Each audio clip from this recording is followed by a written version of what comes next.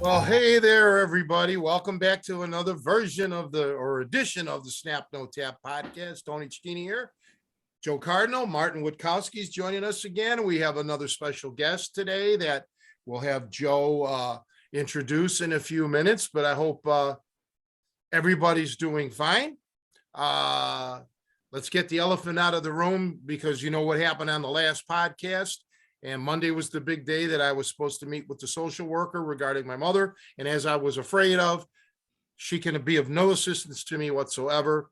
So within the next few days here, I will have to be making plenty of phone calls to attempt to get her in a long-term care facility. Yesterday, she was taken by a caregiver somewhere.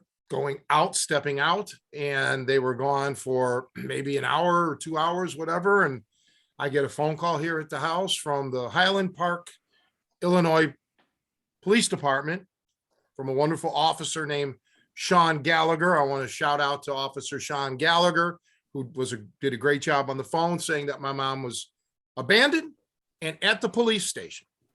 So the caretaker didn't take care of my mother. And my mom, don't ask me the details because the police don't know. And of course, my mother can't tell me anything because she doesn't remember anything. So the drama is just every week getting worse and worse and worse. And the clock is running now. And she has got to be put in a facility where things like this can no longer happen. So I just thought I'd give you guys all the catch up on that. So now let's get on with a good show. Joe, take it away. Well, yeah, actually, I'm very excited about this episode and the guests that we're going to have. I don't even think you know this, Tony, but when we were first talking about doing the podcast, Hal, my friend Hal Lupinek, was one of the first people I thought, oh, I've got to have him on as a guest, sooner or later. And I think he and I had some initial conversations, but one thing led to another, and it's been well over a year since we've circled back on that. But just to give you an idea, I've known Hal since I was in high school, so at least 5 years ago. High school training at Degerberg in Muay Thai. This was actually back in the 80s, so all of my adult life actually. And I was kind of doing an inventory of stuff that he has introduced me to over the years and kind of his influence. Things, like on the show, we've talked about, I've been to the tracker school. Well, I learned about the tracker school from Hal. Working deadlifting was something that he turned me on to. Even things like pop culture stuff that I now love and talk about all the time, like the Conan short stories. That was something that, again, Hal, that keeps a lot of these roads of mine keep leading back to Hal. And, as I was doing this, I start to realize, this guy may be the biggest influence in my life. And so I was like, gosh, that's what I guess I'm trying to say is he's the one to blame ultimately. So for where I'm at. So, but another very important thing that he brought into my life, like I said, we trained Muay Thai originally in the 80s. But I think somewhere like late 80s, early 90s, he came with a cassette tape, a VHS tape, something called Gracie in Action. He's like, Joe, you have to see this.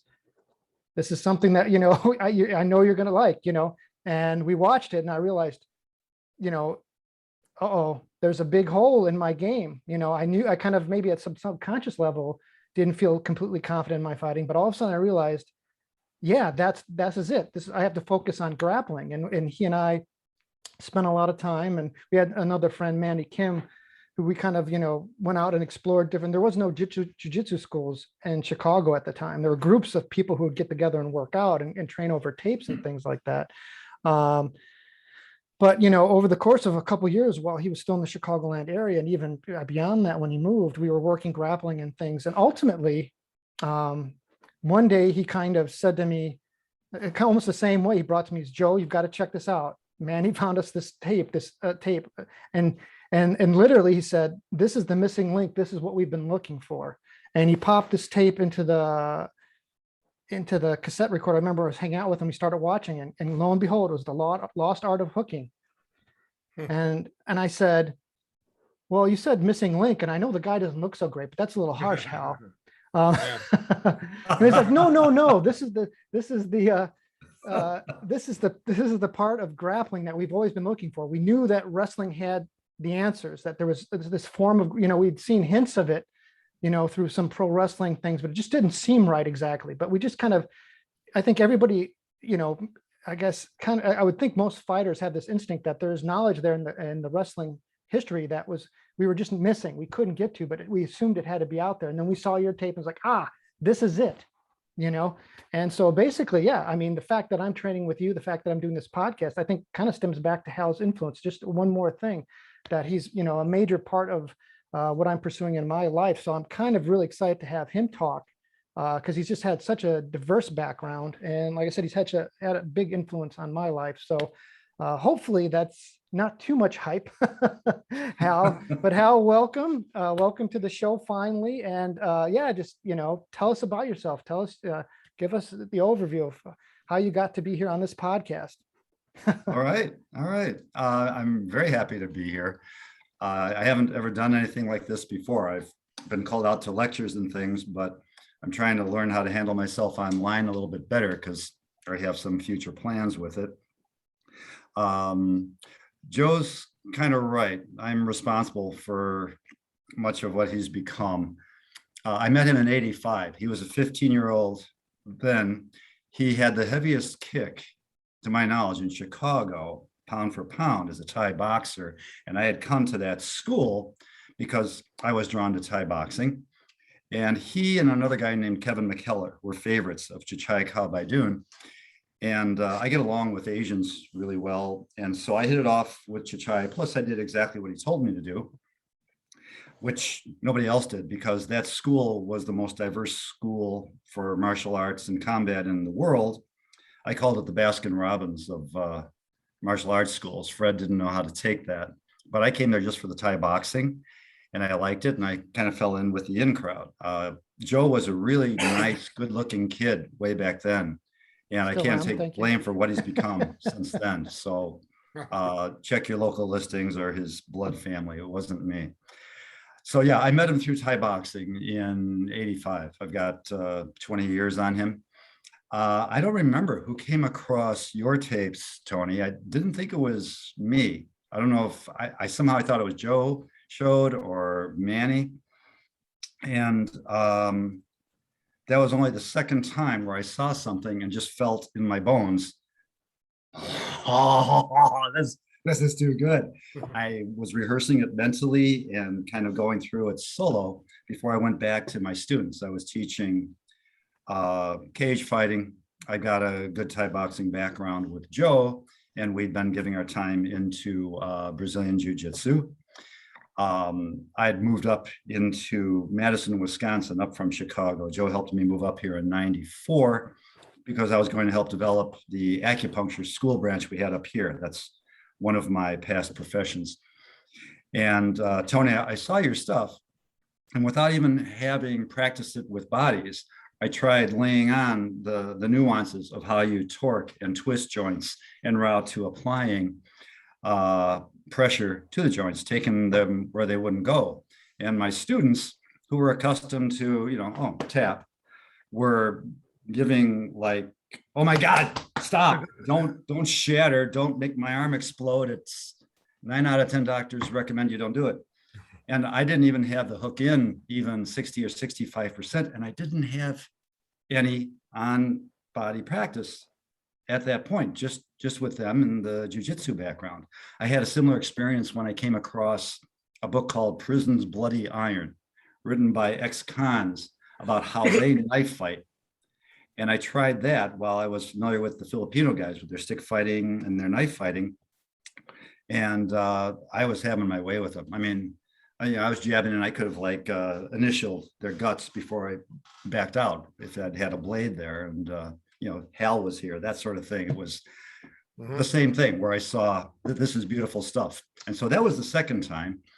And in line with my karma, I set my bloodhounds out to find you. That was Joe and Manny. Stalker. I said, huh? Stalker. I will find you. Don't die. And I said, if this guy is in Hawaii or Alaska, I don't care. I'm going to go out. When I started jujitsu, I was flying out to LA and studying with Hickson, and he was expensive and was worth it. And so they got back to me and they said, don't your parents live in Westchester? I said, yeah. And isn't that near Manheim Road? I said, yeah. I said, and they said, well, Tony isn't in Alaska or Hawaii or Canada. He's down Manheim Road a little bit. Yeah, Stone Park back then. Yep. Yeah. So I came down and I came down only about 3 times. I found out rather quickly. You told me, and Bruce, as a really excellent wrestler and wrestling coach, really drove the point home that you can't really do good hooks if you don't have a wrestling base. And I had that yinny ninny, on your back jujitsu thing. We didn't train for takedowns and stuff, and knew from being around jujitsu guys that if a wrestler put on a gi and started studying it, they thought, oh God, here we go. Nobody can take down the wrestler. He doesn't even have to learn how to handle a gi. He just spends a few weeks with it, and then he's going to beat us on takedowns. So I felt I had to get the wrestling going. I was 49 years old at the time. I found a high school wrestling coach I liked. I thought that's a proper way to get the training rather than going into freestyle where you have higher amplitude takedowns. And I started in on that. Joe took a look. He went to a week seminar where there were annual seminars by this guy who could be in Guinness records if he bothered, because over 20 years, I think his high school rate was 89% wins, 11% losses, something like that. And he'd won 19 of 20 years state championships in Virginia or West Virginia. And so I spent a few years on that. That took me to 52 years old, which was a couple of years past what I planned on devoting to combat sport. And so I stopped there and just hope that reincarnation's real, because catch is at the top of the list if I come back. Yeah, well, welcome back. I hope you do. I'd like to see you out here this way. No, it was sad that I couldn't continue on. But again, Yeah. I marched and I had my own vocational and my lifetime plans. I've had a lot of physical troubles, including congenital spinal issues. So along with my athleticism over time, which is fairly broad-based, I've had to learn a lot about fixing my body because doctors were no help. They were telling me I wasn't as young as I used to be when I was, seriously, 23, and warning me off any sorts of things and giving me real bleak prognoses. And I, diplomatically said, fuck you, fuck that. I'm going to go start studying. And so I tried all kinds of different body re-education systems, therapeutic systems, body-mind corrective things.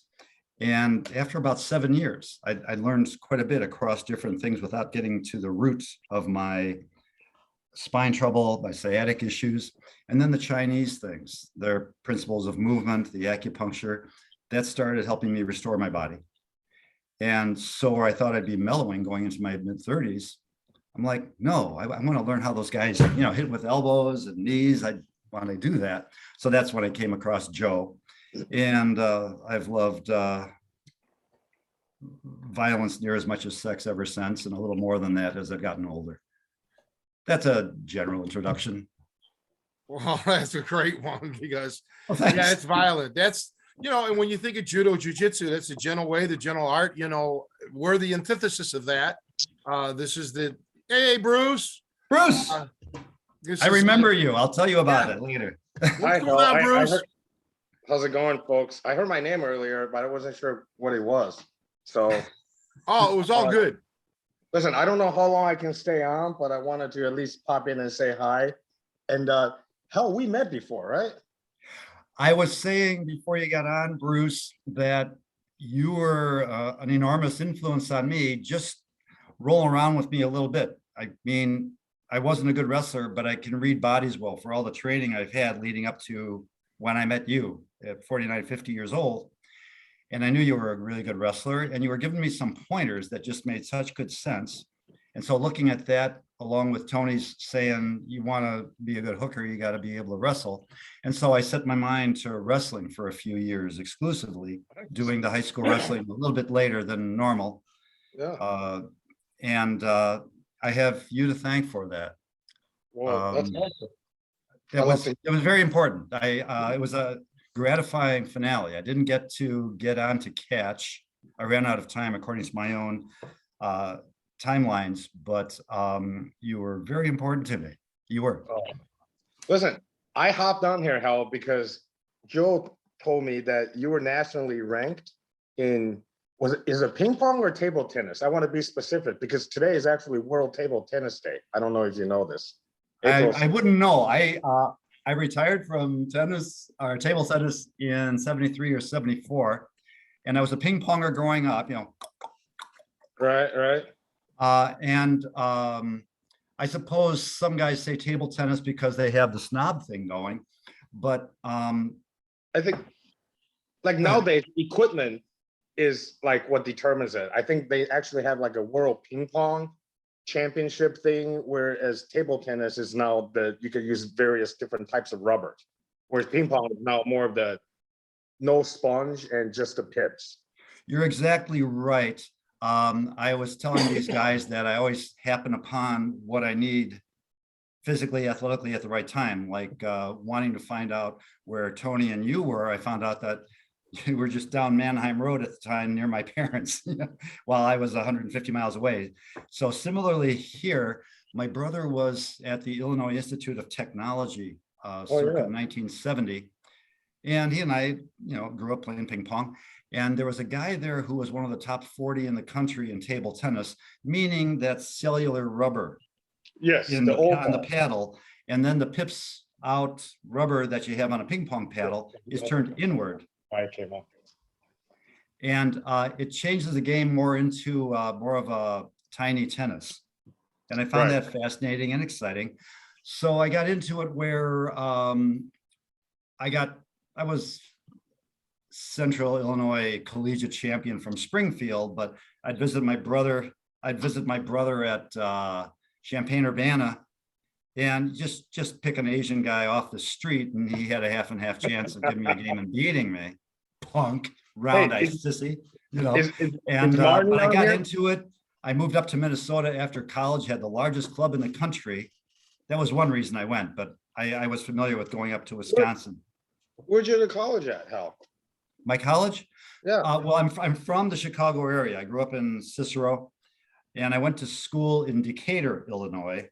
They had a school, it was called either Pelican or Millikan. Yeah, Millikan University from 68 to 72. So that's where I went to college. I swore off school because I thought it was bad for people from third grade. I broke my oath later on. I got a couple of master's degrees and things, but then I actually had some purpose. So I went to Millikan, then I went up to Minnesota. They had the largest club in the country, a 20-team high school league. I ran the place for a while. And yeah, I got nationally ranked, not high, but I kind of fell in with that, stayed with it for a year and a half or two. And then looking for breadth of athletic experience rather than depth and heights, I went from the lightest sport in the world to what I thought was the simplest and heaviest, powerlifting. Oh, that's because fun. it was so ridiculous for a bird-boned, lanky guy like me. And I became a class 3 AAU powerlifter. And then I just went on to more primal sports, boxing, wrestling, Thai boxing. You've been good at everything you've touched. I'm a lousy chess player, but that's not athletic. Hey, Hal, before we move off of ping pong, I vaguely remember you saying you beat somebody with an ashtray, and not in a fight like over the head, but like during a ping pong match. Wasn't there something where you improvised a paddle? Well, let's be clear. If I was going to use an ashtray on somebody, I would use one of those old glass ones with the points, 4 stars. Those will The make a kind bad you find impression at on their mind. McDonald's back in the 70s. Those were really good for. Yeah, I would periodically be asked to teach classes at the YMCA's around Chicago. And so I'd go in and offer to take anyone who beat me to any restaurant they chose in the city, knowing that the 20 or 40 people who were better than I was in the city, wouldn't take advantage of me on the circumstance. And once in a while, I'd get somebody playing with me who would say that paddle is illegal. Now, technically, the paddle took over from standard ping pong, which again is still a nifty sport on its own, in like 1952 or so. Some nobody beat everybody with it, and they tried to stop it, but it was too exciting. Everybody picked it up. So I'm being told it's illegal. And so that's when I would find one of those old golden books that for little children, or an ashtray, and I'd play them with that. And one spot in particular, Oak Park, Illinois, YMCA, I was playing the kid with that when he told me. And I had him 11-0. He said, well, let's start over at the skunk. And I said, this is table tennis, boy. He was 11 years old, kind of young for me to beat up on, but I'm equal opportunity abuse. And he was rude. And his friends are watching him and giggling. And I said, no, you carry on to 21. And then he said, well, you're just using that so if you beat me, you have an excuse. And the boys were just roaring with laughter at 11-0. So yeah. Or I had a tiny ping pong paddle with like this big around. So that was another way to handicap myself to play against somebody. They still do that in some clubs, like the ones that serve drinks and have ping pong tables where they will have pros. And then they would be like, oh, I could beat you with my phone. Right? They play with the back of their phone and they could beat somebody with a paddle. I've seen that quite a bit, actually. So can I tell my story, Hal? It's sort of the opposite. Yeah. You knew I wrestled when I was a kid and, high school, college and all that. I also grew up with a ping pong table, but no lessons ever. And I always thought I was good. Is Martin on? I mean, I could like beat up on Martin, right? And I could like wait a minute. I'm the only guy that beat you, at least, initially, like maybe 15 years ago at this point. And then I was never going to give you a rematch. And then I did, and I cannot even like touch you anymore. So the lesson there is I should have never given you a rematch, and I could have been undefeated against Asians. How many people can say that? That's a true statement.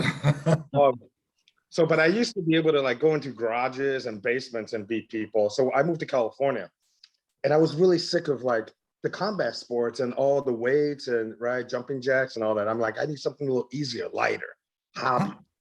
So I'm like, I'm gonna go back to table tennis, ping pong. So I signed up, went to a class, and it was all kids. We were lining up, and it was like everybody was here, and it was me. A parent complained was like, hey, isn't this a children's class? And the coach was, no, it doesn't say that. So, but I had a really, really, really bad first coach. He had a lot of kids, and he would feed me to these kids. He'd be like, come and play league, come and do this, come and play my tournament. Okay. So yeah, you're Asian, you look Asian. Oh my God, it was terrible. I would get beat by 7-year-old girls and 80-year-old men and everybody else in between, whether they were in a wheelchair or not. Wow. It was really, really bad. Everybody whooped my butt, Tony. Like, you don't even know. Well, listen, it was so bad where, Hal, you know what I'm talking about. Like, I couldn't confidently open like an underspin ball. I couldn't loop underspin. Right? I'm a beginner. I don't know how to do any of that. Well, any kid will put any spin on the ball. You touch it, it goes straight to the net. I think I also told you this, Bruce, but before I went to a Quebec championship with a friend of mine from like work. He was like, oh, let's just drop by and see what it's like. And they would not allow kids to play in the open division because some of the kids are good enough to where they will embarrass a guy that's ranked in the province of Quebec. And then nobody wants to have that kind of ouchie on their ego. No, absolutely not. So after a while, I figured out, I was like, oh my God, this guy just feeding me to his kids. He would charge me for a lesson, but all we do was just rally for like an hour. He wouldn't teach me anything. He like, you know, and then so I realized, I was like, oh my God, he's just using me to like feed the kids, basically. Hmm. So, yeah. So I went and got another coach who I knew this was the right guy. When he taught me literally the forehand loop, and he took 2 years. And that's all he showed me was the forehand loop and footwork. He's like, you can't hit the ball if you can't get to the ball. Right. So that's all I learned for 2 years from this Sounds guy. familiar. Yeah. I mean, he taught me like literally 2 things, but at the end, everything else I learned after that was way faster. Backhand only took me 3 months. Okay. Right. Boom. I was able to put it together because some of the other basics was good enough.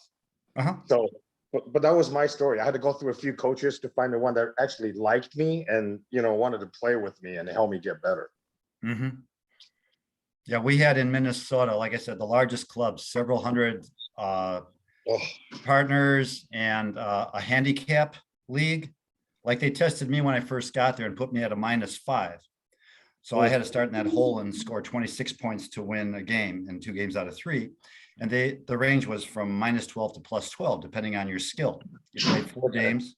If you won 4, you went down 2 points. If you went 2 and 2, you stayed there, obvious. And when you got down to a -12, like someone who was playing almost nightly, like I was, then they drop you to a -17.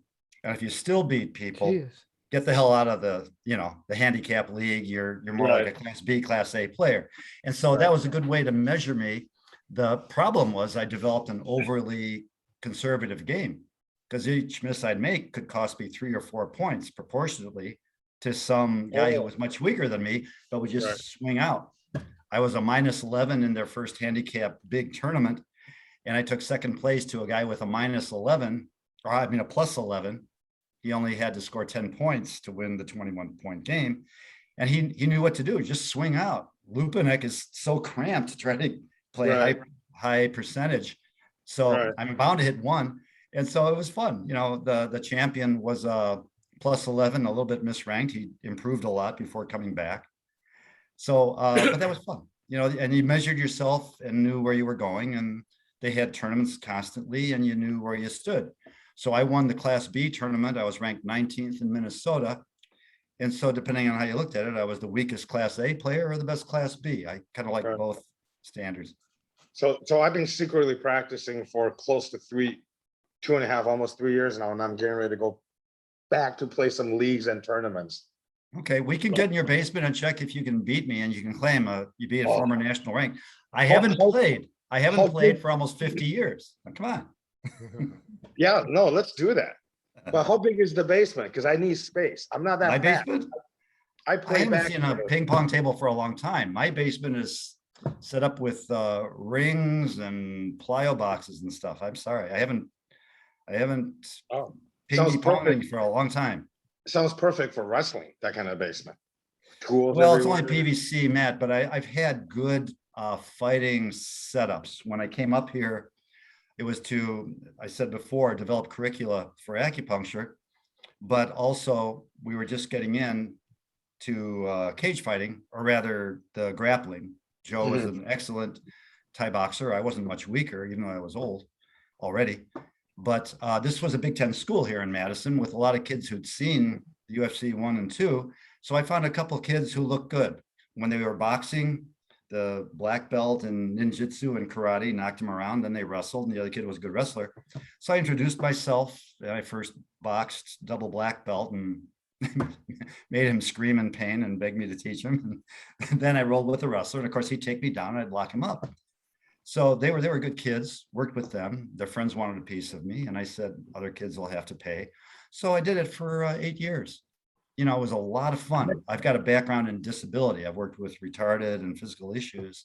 And so to have healthy college kids playing along with me, that was a real nice time. Real nice time. That's awesome. So listen, folks, I got it wrong. I'm sorry, but I'm not at home. Listen, I fucked up when I glanced at the schedule, and then in my head, I thought it was like 6 o'clock Central Time, and it would be 4 o'clock my time. So I like kind of goofed it up and put other things on the schedule. But I had to come by and say hi. How you doing, Tom? We good? Not really, but are you planning on moving back to Chicago?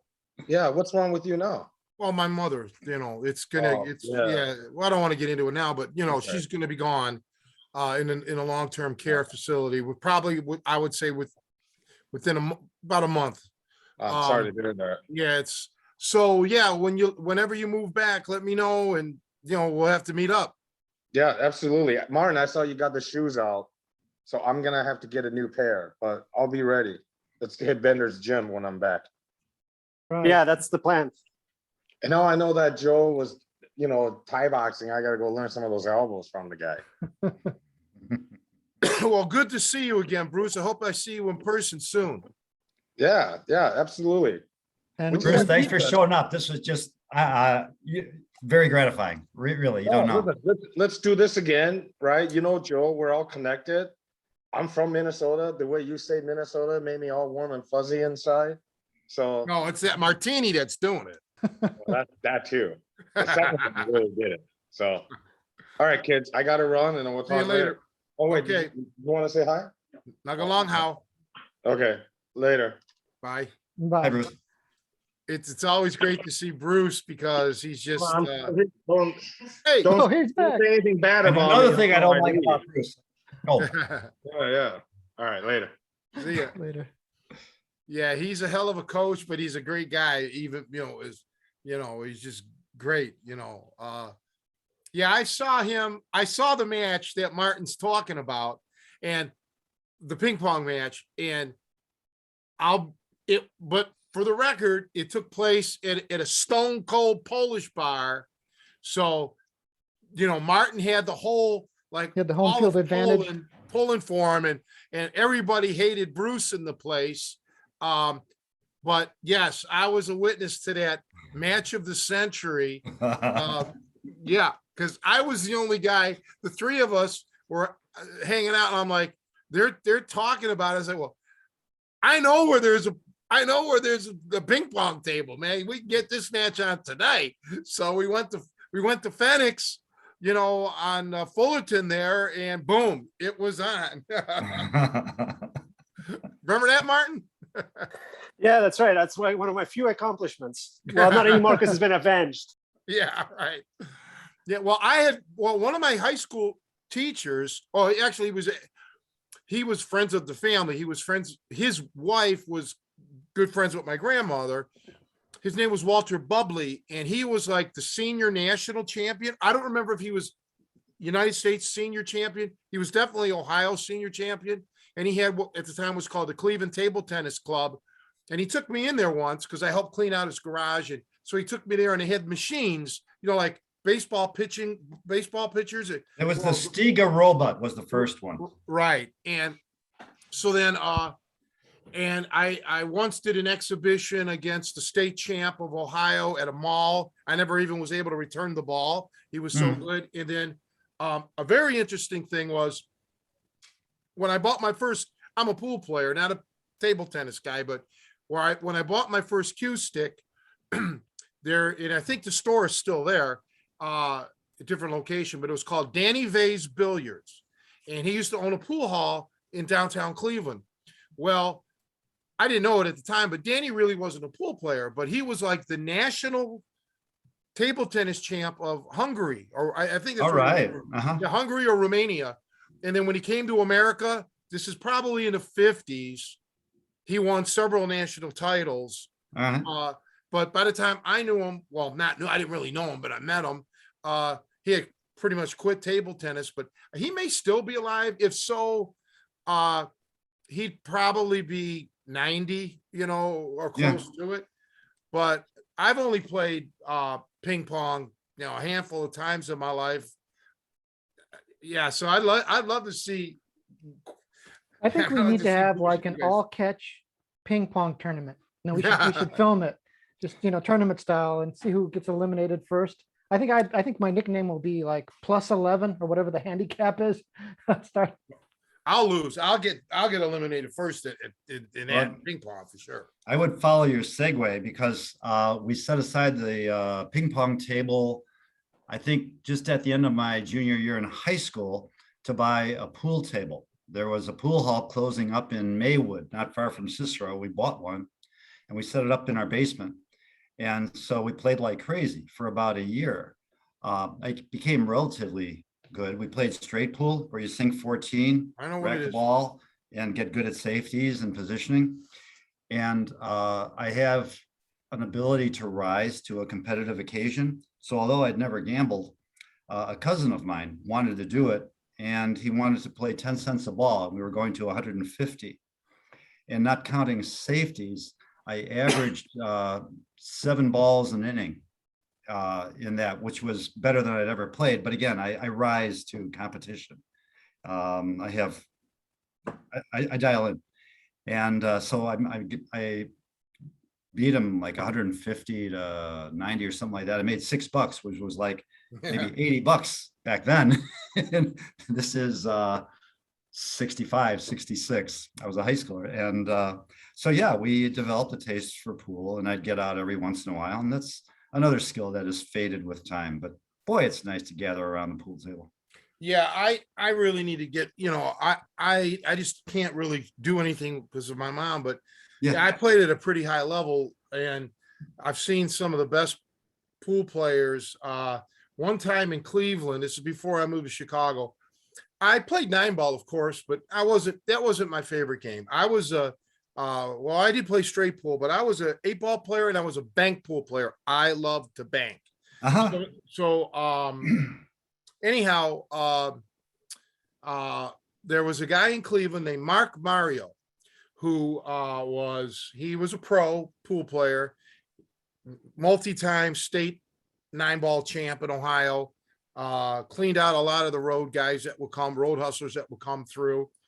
He was a student of the legendary Tom Parker from Cleveland, and I actually took a lesson. That's a straight pool player. That's Tom Parker. He's passed away. But anyway, long story short, I had $50 at the time, which was a lot of money in the 80s.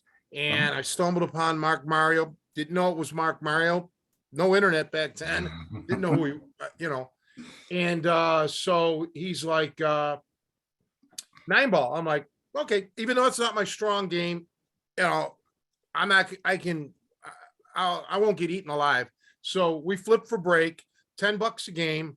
I racked. I lost the coin flip. I racked. He broke. He ran out.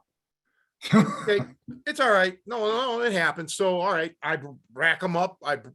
He breaks. He makes the 9 on the break. Okay, now I got $30 left. All right. So I'm like, well, he's gonna miss eventually. He can't be that good. Third game, break and ran out. Fourth game, break and ran out. Last game, I'm on my last $10. I'm like, no, racked him. He broke and ran out. So I never got a shot in 5 games against Mark Mario. I didn't even bother to, I didn't even grab I didn't even hold my, I didn't even chalk up my cue, because I never got a shot. Did you get to shake hands? He wanted more. And I'm like, well, I can't give you any more. I didn't have any more money. More of what? Your audience? More games. He wanted, we'd probably still be playing. I probably still wouldn't have won a game. He was a really good player. But I've seen guys that were, even at other levels above that, and it's a thing of beauty, but it's not a thing of beauty when you're losing $10 every 45 to 50 seconds. It gets to be quite costly. Well, you're just funding his practice, really. Yeah, right. Well, that's how you used to learn back in those days. I was telling the guys on here, nobody would give you tips. You would never get like a free lesson. You had to, either observe, as a spectator, or like they call them railbirds, or you had to get in there and play. And man, but yeah, I've been lucky like you. I'm sure you've played some world-class ping pong guys. I've played against some really good pool players that it's just like you can't miss. If you miss, go home. You're never going to get a shot. What about you, Martin? What's been up in your life lately? Besides, we got a workout tomorrow on Zoom. Don't forget. Yeah, you bet. I had a question for Hal because we've talked about weightlifting a lot because it was part of working out and conditioning really. But the whole concept of like powerlifting with like a more of a lanky physique is unusual, right? So like, did you have a particular type of lift that you would excel at because of your approach or your technique? Like Tony and I, for example, talk about how bench press is such a weird thing to measure on people with longer arms. Like we used to see bench press scores from the basketball team at the local college, and it was laughable. But if you consider their bench press scores versus their body shapes, it actually kind of made sense. Yeah, So, sure. so how did that all work out in powerlifting? My first thought on that is that there were dwarves that came into the sport here and there. And so there were men who literally had to move the bar on a deadlift maybe just 4 inches to lock it out because they were dwarves. They were maybe like 3.5 feet tall, 4 feet tall. And they weighed maybe only 110 pounds or something. So you had, I mean, that's an extreme example about what they did, in Olympic lifting. A lot of the very lightweights, Halil Mutlu from Turkey, he was only about 4'11" and short limbs. So his lockout was just barely over his head. So clearly. Was that the Pocket Hercules guy? Yeah. No, it wasn't, but they were contemporaries. I liked Halil Mutlu because he was cute. He seemed to love the audience so much. And the first 3 letters of his name were mine, Hal. No good reasons. But Olympic lifting and powerlifting generally favors the short-limbed and long torsoed. And I'm kind of like 4 limbs and some undefined tissue connecting them together. My lady friend is about 9 inches shorter than me, Japanese woman, and she sits taller than I do, literally, because she's all torso.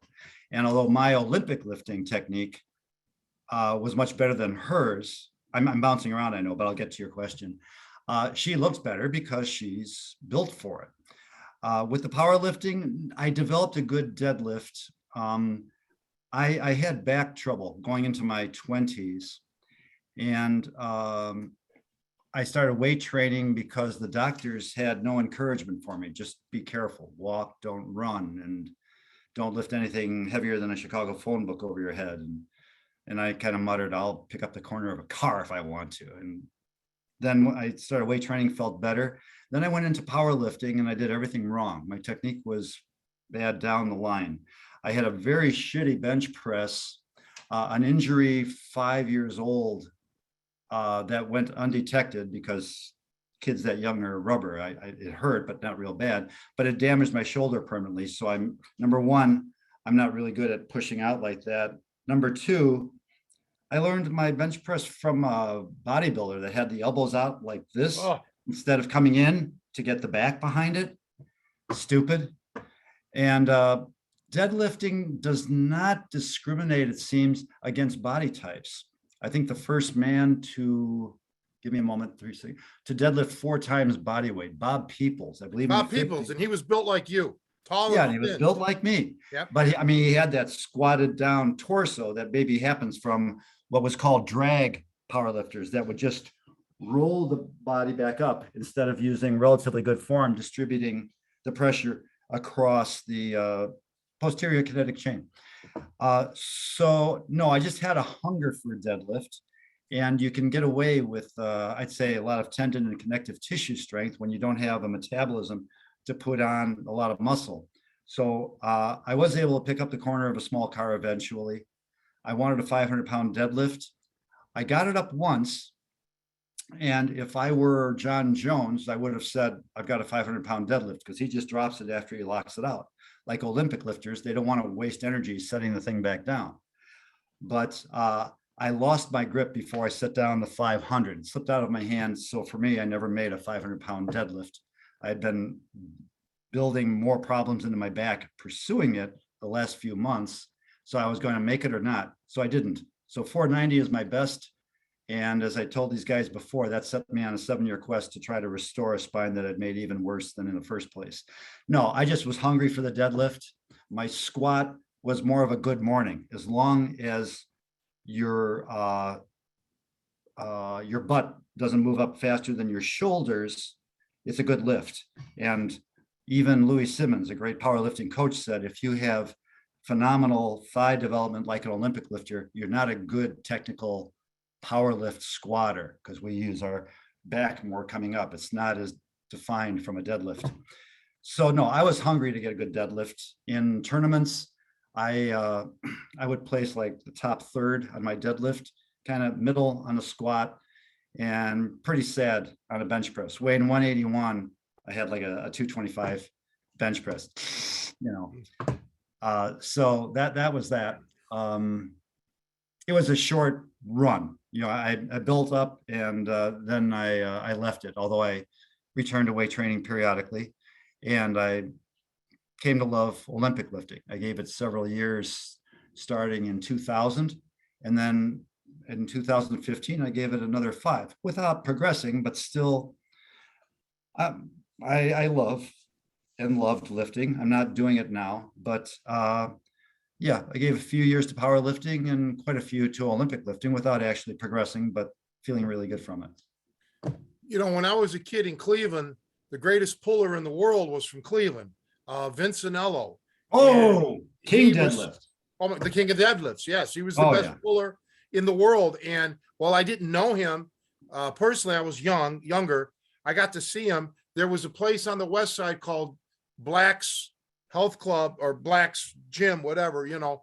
And if I remember correctly, that may have been where I met him, or it was at an AAU meet or something. But I got to see him pull, and I mean, and he had long arms, and he was Oh yeah, and Italian. short torso. Yes, right. And it would compact with his lifting. I don't know his technique.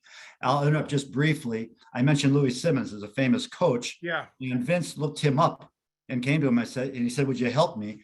My squat's really bad. And Louis said, I know, I've seen you. So he trained him to do a squat that was more technical and more in tune with his body.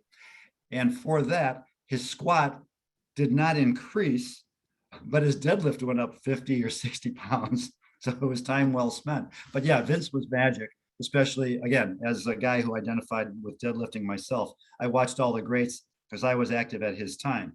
And yeah, I didn't see him in person, but yeah, he was pretty special, very special. Well, I'm the opposite of you. I'm probably the only human being in the world that can bench more than he can squat because of my back issues. I had no problem deadlifting. I was a pretty good deadlifter, but I couldn't squat. Like when I would wrestle Bruce, not on the ground, but standing wrestling, you know, back then Bruce was heavier, and Bruce is such a good wrestler and he knows how to carry his weight. So when we would tie up, you know, just him, the compression of when you push me down, because I have stenosis. So the compression on my spine is a problem. I was good up to about 300 on the squat. I could do reps, but then, you know, the next day I can't walk straight. But pulling the deadlift, as long as the weight was below my, you know, not pushing down on me, I could deadlift pretty good, but not squats. I could never do them. I mean, with weight, you know, I could do 3 squats all day, but not weights. Yeah, sure. So that kind of bothers me that I could never do that. But I remember 20 years ago, whatever it was, in the early 25 years ago, when my back would be bad, you know, and these guys would right away make an assumption that, oh, it's because of wrestling. Well, it's just the opposite. Wrestling and all the exercises that I did, even boxing and all of that, actually probably kept me going all these years. You know, if I wouldn't have done anything, you know, let's say I wasn't athletic, I probably would have been in bad shape. So I just think all the exercises that I did were really important. Now, neck bridges, forward bridges, no problem. Back arch bridges, no, because that's going backwards, like, you know, bending my back backwards, that causes me all sorts of grief. So I had to do a whole bunch of different kind of neck exercises, forward bridges, and very headstand bridges where I'm standing on my head because I would get my neck strong that way. Uh-huh. Because that didn't hurt my back. But so yeah, I've always had to worry about that. And now you take a guy like Kurt Angle, he has neck issues, you know. Yeah, So yeah, I do. people get all sorts of kind of issues, but you just have to learn how to. I mean, if you want to continue forward, you have to look at ways around it. Something that I still find fairly unique in what I'm doing is that looking at sports that are considered very severe. I think the average gymnastics career is something like 2.5 years because people injure out so badly and conclusively with Yeah. it. You know, football, they certainly don't last as long as the average cage fighter either. But within primal sports, just the fact that people who wrestle, Thai box, are gymnasts, they pretty much have the most beautiful bodies, the ones who are advanced in these things. And I think for Thank you, those who Hal. yeah, you're beautiful.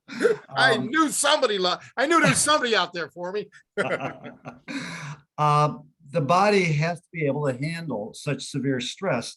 And so I always try to extract the lessons in there for the therapeutic protocols that I developed. And so I say in all seriousness, when I was put into Cook County Hospital to do therapy in the stroke unit, because nobody is more psychologically devastated than someone who's suffered a stroke. They have the highest rate of suicide, for example. And I don't say this to be morbid, but I was the first therapist there who did not have a single suicide while I worked there.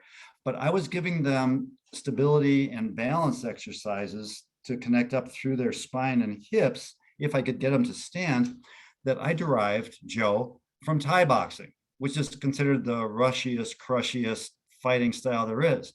But again, those guys by definition have to learn to stabilize their body, have the right range of motion to be able to perform in Thai boxing over the years. And likewise, I've pulled from wrestling, from gymnastics, acrobatics, parkour to develop what I'm working at as for what I consider long-term health maintenance and improvement. My idea is that I'm not trying to help people last longer, but I want them to live longer rather than die longer, cut down the needs for old folks' homes. I mean, some of our parents definitely need it. My mom went down in Alzheimer's. There's nothing noble or beautiful about it, but we found her a really, really good home. So, I mean, I empathize. I have some notion of what you're going through with that. So, yeah, it is to look at these things. I had, a pretty, not fragile, but I had a lot of problems growing up. And so I never really threw down in wrestling.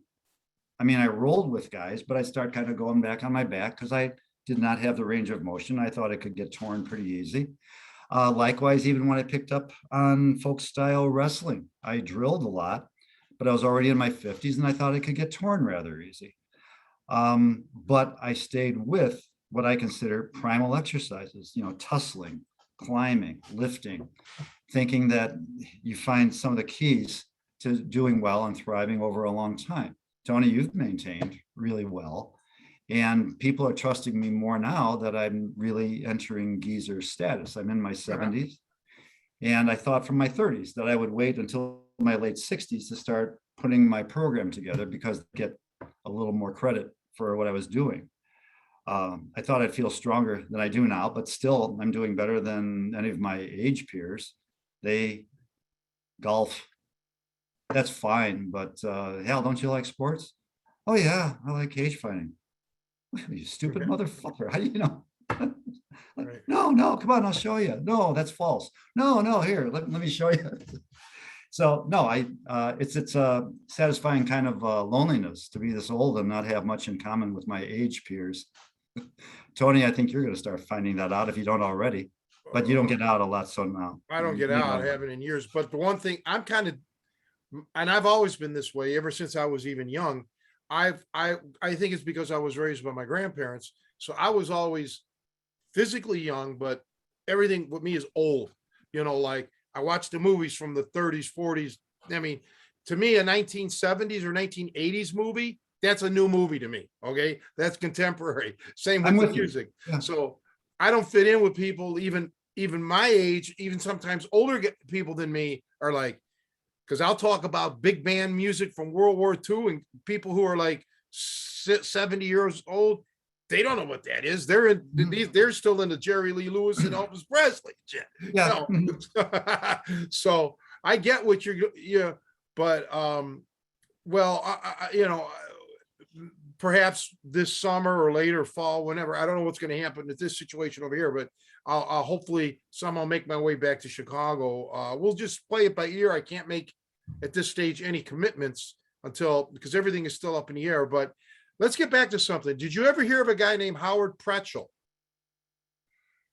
Pretzel rings kind of a bell, but tell me a little more. He was another weightlifter from Cleveland. They used to call him Mr. 1000. He was a former Marine. I met him once and he autographed the newspaper article. My mom was working at a restaurant once and I stopped in there and he was there. Anyhow, he decided to beat Warren Travis's record of lifting 1 million pounds in one day. Travis did that, and I guess he did. Well, Pretzel did it. Okay, he would take deadlifts. Deadlifts was a big part of it. He would. I can't count to 1 million in a day. I couldn't keep up with that. Well, I don't know how much he had on the bar. I don't remember, but it was like maybe he was doing reps with 400 or 500 pounds. I don't recall. I don't remember. This is when I was a teenager, but he accumulated in one day doing various lifts. He totaled lifting 1 million pounds in one day. That's, something that was always in the back of my mind, that I thought maybe in one time in my life, I'll attempt something crazy like that. I never tried it, but, that was another nice man. Like I said, I sat at the table in this little, Greasy Spoon restaurant. Used to be called Shoreway Restaurant. It was on a corner of East 72nd and St. Clair. I pointed it out to Joe Cardinal when we were there. And he was just a really nice guy. And I asked him about Rodvan. Hey, do you know Rodvan? He was like, no, I mean, I know the name, but he was kind of dismissive because Rodvan was a strong man, right? He did the feats and so I didn't like that, but I'm like, well, Rodvan could do the Olympic lifts. He wasn't a power lifter. Howard Pretzel was a power lifter, squats and, all deadlifts and probably bench. I don't remember discussing the bench press with him, but he was an interesting fellow. I would have to assume he's passed away now because he was probably 60 or something. And that was like 40 some years ago, but except for that little dig he kind of threw on Rodvan, because he didn't know him. He just thought he was like just one of those strongman types. But what I do remember, though, and one of the most important things was I wanted to shake Howard Pretzel's hand. And when I shook his hand, it was just a normal handshake. It was a normal grip. Mm-hmm. Whereas when you shook Rodvan's hand, you go to your knees. The Rodvan's strength in his hands and fingers were unmatched. But this Howard Pretzel was a hell of a guy. I only met him that one time, so I don't know anything about his personal life. For starting in ball sports for like the first 25 years of my life, and then going into what I keep referring to as primal sports, especially lifting and combat, not martial arts. The martial artists, when I was growing up, they just thought I was a lowlife for boxing and wanting to wrestle. And I appreciated that attitude from them. I thought they were just dancers. I mean, there are good fighters who emerge from it, but generally, from my experience, they're just dancing around the issue. I don't mind when cage fighters refer to themselves as martial artists, but to me, when UFC got started and the martial artists just ran screaming within the first year, it started shaking out to, maybe karate guys who had some hard ring sport, but you didn't have to be a Thai boxer, but you had to have answers for it. You had to have answers for wrestling, for joint locks. And so that was gratifying. I was nervous about getting back into fighting when I was 40 years old. I thought I was done with this. Whereas when I got into wrestling through you, when I was approaching 50, okay, that's fine. Again, I wasn't going to be throwing down like a high schooler. I I had too many problems over years with my body to want to do that. But I always trusted Primal Sport to help me get the best body I could, but also to meet the best guys. When I moved up to Madison, I went around and saw these silly health clubs, and then I found the strongman's gym. It's Ford's gym now. And I'm what I am, skinny. But they could see a guy who sincerely lifted. And I mean, they would have been nice anyway, but they right away, welcomed me in. Plus, I still had a picture when I was working up toward my 500 deadlift, trying to get it. I would do sets of 4. I eventually got 450 for 4. That's when I thought I was ready for the 5. But at the time when I was doing 5 pounds increase on my set of 4 every week, come hell or high water, I started at about 335, and it was starting to get really hard when I got up over 4. So I told a friend that I may not make my 4th rep on 420. And so he was there to take a photo of it. And so I have that with very genuine passion on the 4th rep, pulling in on the 4th rep. And so I showed them that. I even had a little bit more muscle. I was 26 years old then. And so again, there's like, oh, great. They bring me in and bring in this little Arnold Stang type saying this guy was a really good power lifter, which wasn't true. I built up a good deadlift briefly. But yeah, guys were always great. You may not remember when I came over to your gym and I was already arranged to see my family, but you were making sure I was well taken care of, that I had a place to stay. You said I could stay with you if necessary. Welcome in. Then I go on in the gym and your students terrorized me, but it was good terrorizing. So yeah, it was the place to be. It was the place to be. And you met Joe while I was there, and you weren't impressed with him. I said, Still not. stay with it. And you're still not, but you figured he wouldn't last for a month. And I was like, if he wants to, he'll go for a year or 2. And according to my math, I'm good at math. He's gone longer than that. Well, it's funny. When the first day Martin showed up at the gym, I actually said to Bruce, I believe it was one of the guys, probably was Bruce, when they were done with Martin, I'm like, well, he'll never be back, because they worked him over, man. They put him through some shit, and he'll never be back. And boy, he came back. He didn't, he hardly ever missed a workout. Joe, is this the guy I that was there when we came in? I was there in 99. Martin I was don't- there back then. Yeah, for Huh? sure. That's he? Okay. I think so, Martin, right? I actually would remember you think two so. rolling. Between He's 2000 and 2005. Yeah. I would have been I'm there sorry. for I'm sorry, sure. Martin. I didn't know you're still here. Yeah, I'm still here. Yeah, I don't know if it was Martin or not, but when Martin did show up at the gym that first day, I thought for sure he was bruised. He was, because they were going good, but Martin stuck through it. Yeah. Isn't loyalty nice? I mean, people who appreciate what you're doing. One of my students who turned into a pro cage fighter, he had a brief but winning career. And then when he got into his later years, I mean, he's near 50 now, but he got into the Pan American Weightlifting Championships and took bronze. That's nice. He's a CrossFit coach. And another one of mine, he's a chiropractor now. He lives in Elk Grove Village, and he's got a couple kids growing up there, and they've been in Brazilian Jiu-Jitsu, parkour, gymnastics, swimming. Pretty good stuff for an 8 and 10-year-old kid, boy and a girl. So I stay in touch with those guys. Nice. They're not fighters anymore, but they stay active. I stay active. I think I could still kick the smaller one's ass. So they want to know, what am I doing? Because I'm still, in pretty good shape for somebody who's so pathetically old. They didn't think you were allowed to stay in Madison once you got up over 27. That's unheard of. My first, going back to Cleveland, my first jazz accordion teacher, Ronnie Moon, well, his sister, who I met, God rest her soul, tragic end to her life, her schoolmate that she went to school with was Charles Vinci, who was an Olympic gold medalist weightlifter. And he from Cleveland, and he was a little guy, a little Italian guy. He wasn't the shortest.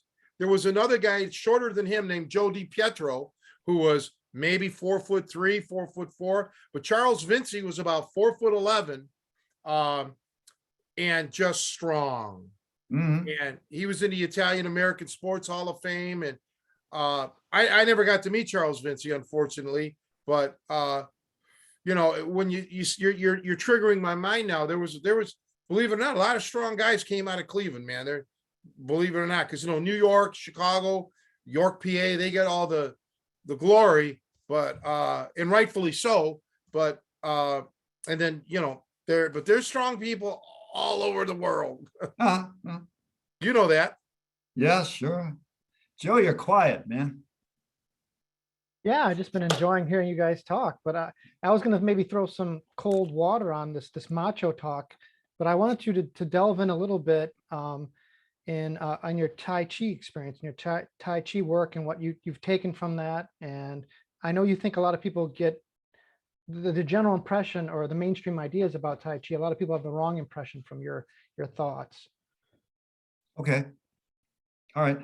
I'll throw out a few things to kind of locate it. I'm kind of picky on language, and I don't even use the term Tai Chi anymore because of what people think it is.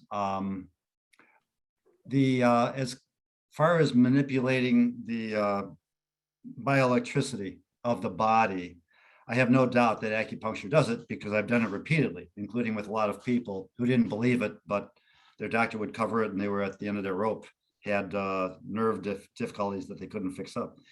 And so with those needles, yeah, I could move people's energy.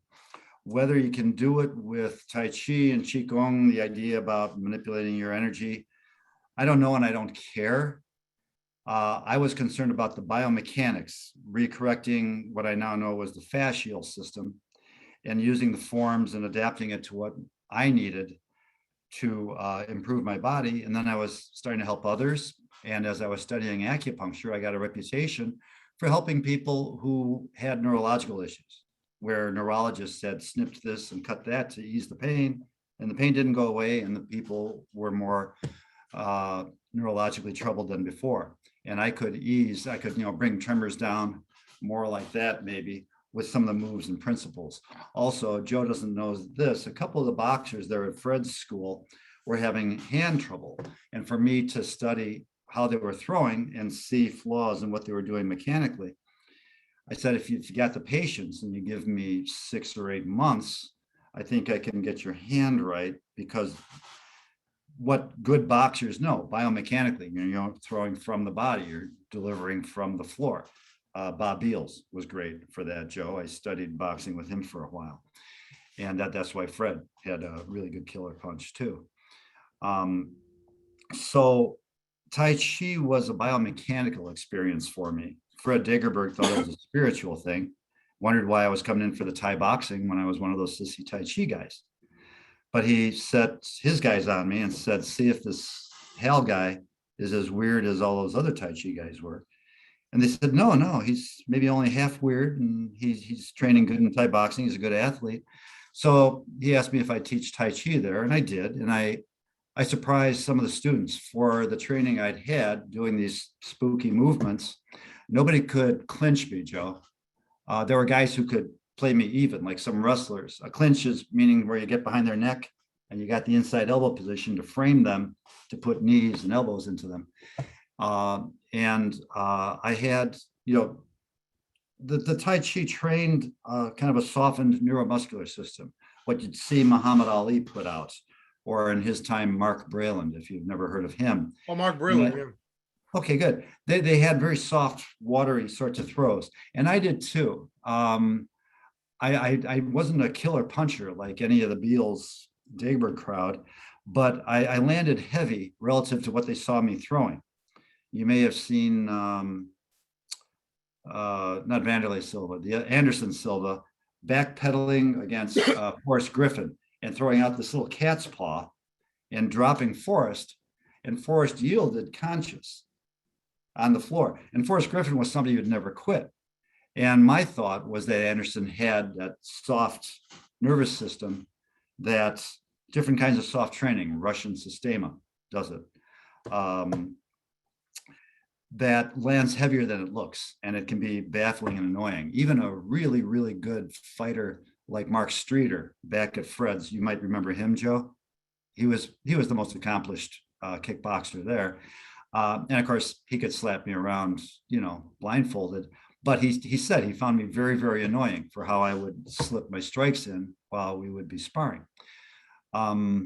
So coming off of the Tai Chi, besides doing a lot of things for my body and restoring my spine, where I've been able to do most everything I want ever since, and that was more than 35 years ago.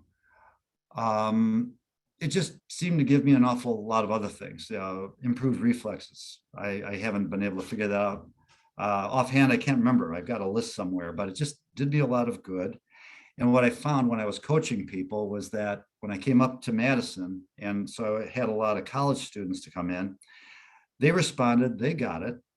I just told them to train with me for 10 weeks and then go to any other school in town and come back and give me a report.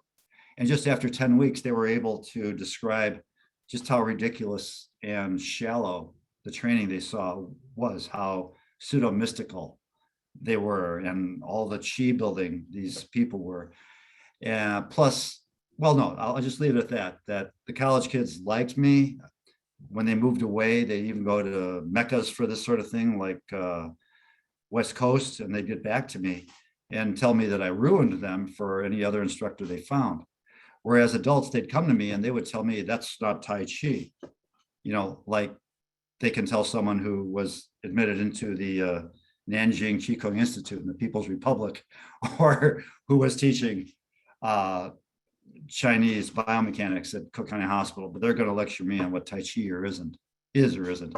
So I just didn't use the term anymore because I think it's so badly represented. So I just say Chinese boxing or Chinese martial yoga. When I start putting out my synthesis, my grand program after my research and experience in athletic and yogic background, and by yoga, I don't mean just Hindu, I mean Russian, Chinese, American, German. Everybody's got their own take on it. I can't use the term because of the automatic associations that I think make it very frivolous. You get a lot of old people. I mean, if you stand up and stay on your feet for a while as an old person, you're doing better than if you just sit around all the time. And they're giving Tai Chi credit. Moving and being on your feet is better than sitting all the time. I don't want to put it down too much. I'm just saying that students who felt, well, I feel uncoordinated, but whatever I do in Tai Chi is beautiful. And then they come to me, and back at Dagerberg, guys who saw how I could out clinch anybody, they would come into my class to relax, and they would say that what I was teaching was more exasperating and frustrating technically than what they were doing in karate or Thai boxing or wrestling or the others, which was gratifying to me. Not to exasperate people, but to say there's some really high standards to look at here. And that informed my cage fighting training too, for those who were receptive to it. Even people who had old war wounds that I didn't know about, old football injuries that they thought they just had to live with the pain, would take some pointers from me on more technical training, on weight training, and they would clear up this sciatica or modify this knee pain they had. And so I never really separated what I thought was corrective, what would I say, obsessively technical applications of wrestling, jujitsu, good engineering principles. And, then they could throw down outside of the class as they saw fit. But I drew a lot of people who felt they had no athletic capacity and turned into athletes, combat athletes, the best. I mean, just the best athletes there are. We know that. I'm talking too much. No, I kind of came up in the 70s, as a kid, and the mysticism of the television show Kung Fu. Okay. And, I kind of got a weird thing. I'll tell you about this. So I was raised, I got to watch, I never saw a Bruce Lee movie, or I never really got to go to too many movies, but I never saw a Bruce Lee movie until I think I was a junior or a senior in high school. But I did watch David Carradine in Kung Fu. And okay, it blew my mind, what he's doing, and, and all the mysticism, and ironically, many, many years later, in the 90s or something, and this involves Martin, they do I'm in Black Belt Magazine, okay? And they do like a 4 or 5 page spread. And Martin, I'm demonstrating moves on Martin. And so on the cover of the Black Belt Magazine, I still have a copy. It's on the cover, it says Tony Cecchine on Catch Wrestling. And the guy on the cover is David Carradine. Okay. Now, that was like, believe it or not, like an incredible moment in my life, because I had no idea that David Carradine was going to be on the cover. And there's my name, Tony Cecchine on Catch Wrestling with David Carradine, who David Carradine in that movie or in that TV show Kung Fu, he's the guy that got me to want to get involved in martial arts. Oh, is that fun? Yeah. Everybody says Bruce Lee or Chuck Norris even. No, for me, I never saw either one of those guys. It was David Carradine in Kung Fu. All right. Yeah. So I like being challenged on my opinion of martial arts as a principle. I mean, somebody of your caliber and being so down to earth in your combat training, to be started out by that guy who was keeping my students away, or my members of my table tennis club, in 72, 73, when that show was on, because they had to stay home and see Kung Fu instead of coming out to the table tennis club.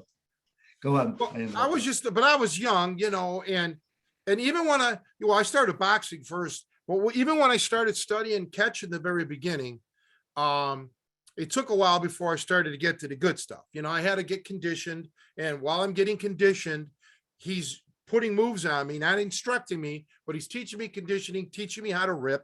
But, and I'm still going through all the training, but I kept saying in the back of my mind in the beginning, at this stage, I'm 13, and I'm like, but I really wish I was doing Kung Fu, because Kung Fu is that's the deadly art. And it wasn't until I started learning more about catch and actually using it, not in a controlled environment, but like for real. I'm like, oh no, I could never watch Kung Fu again. I could never watch the TV show, and I haven't watched it since I was 14 or 15, because I realized, oh my God, I could have, if I could have killed Carradine, he'd be dead before he hit the ground, that kind of shit. So, it's all, but I still respected the fact that David Carradine's show lit the spark in me. Okay. Because boxing to me back then was just a sport. Wrestling, when I started, was just a sport.